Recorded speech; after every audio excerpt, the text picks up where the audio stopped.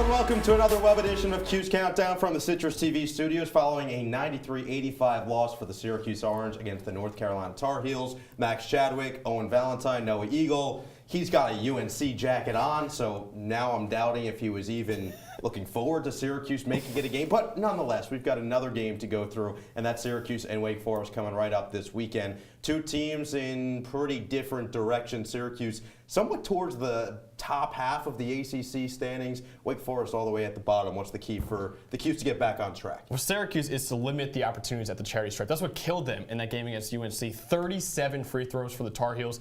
That's the reason why Syracuse lost this game, and 24% of Wake Forest points come from free throws. It's the most in the ACC. Syracuse has to limit the fouls they commit against Wake Forest if they want a chance of winning this game. Yeah, mine's a little bit more of a mental look, and it's don't get caught looking ahead. You've got Wake Forest, and then you've got Virginia lingering just 2 days away. If you get caught up preparing for Virginia, you could lose the easier of the two games, and this Wake Forest loss would be much more detrimental than a Virginia loss. This does seem like that classic trap game that we talk about across all sports. So do you think Syracuse falls into that trap, or they get the job done? You know, I actually think they come out really strong. I think they win this one 78-60, pretty convincing fashion.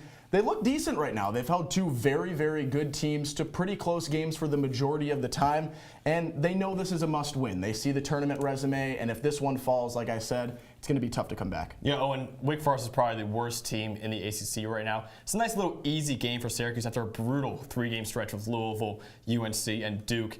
I think Syracuse is going to win this one, and I really just think that the Orange is going to suffocate the Demon Deacons. But they did lose in Winston-Salem last year, so you got to watch out for that. What's your score?